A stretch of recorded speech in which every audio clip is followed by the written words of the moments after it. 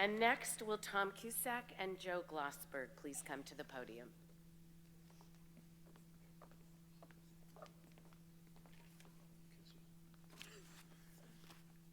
Good evening.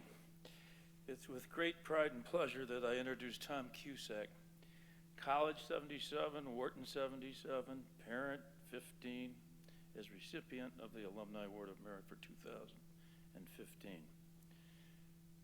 Tom followed in my footsteps as chair of the Library Board of Overseers from 2005 to 2013. And I must add that Tom's sister Mary holds 2 Penn degrees in chemical engineering and Wharton graduate, respectively. Mary gave me a little background on Tom, which I know you'll enjoy. Tom was born in Mount Lebanon, Pennsylvania, outside of Pittsburgh, and he was a member of the Mount Lebanon High School marching band. He was forced to drop playing the cornet and was made to play the sousaphone because the band uniform hat would not stay in his head, because his head was too big. Little did the folks in Mount Lebanon realize that Tom's head was indicative of greater things to come. He received 2 bachelor's degrees concurrently from the School of Arts and Sciences and the Wharton School. But importantly, even though he was a member of the varsity rugby team, he kept his head together to earn an MBA from Harvard Business School in 1981, where he was named a George F. Baker Scholar, which, for those of you who don't know, is the highest honor you can get up there. Tom pursued a business career where he achieved such success in McKinsey & Company that he went on to become Chief Executive Officer of Occidental Insurance Company. Tom's significant alumni involvement with Penn began in 2000 when he was elected Vice Chair of the Library Board of Overseers, and in 2005 when he became Chairman until 2013.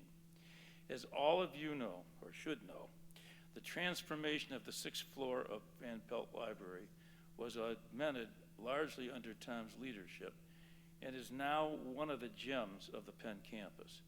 Tom took it upon himself to fund a marvelous indoor-outdoor seminar room.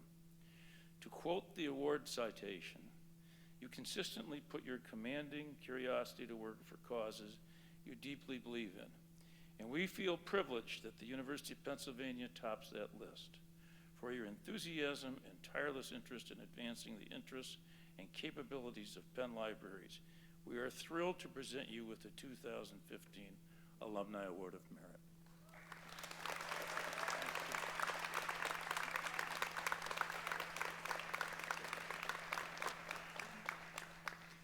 Mary, there's going to be hell to pay later. Thank you, Joe, for that kind introduction. Thank you also to Julie and the Alumni Board for this terrific honor. I also want to thank my wife, Carrie, and our 3 wonderful kids, Christopher, Brennan, and Gregory, for putting up with my absences to attend meetings and functions at Penn over the years. And I'd also like to thank the incredible group of overseers that I've had the pleasure of working with over the last 15 years. If you've never been to a Penn Library overseer meeting, let's just say they're never boring. A frank exchange of ideas is probably an understatement for what happens most of the time. But as it is for many of you, my time at Penn was transformative for me.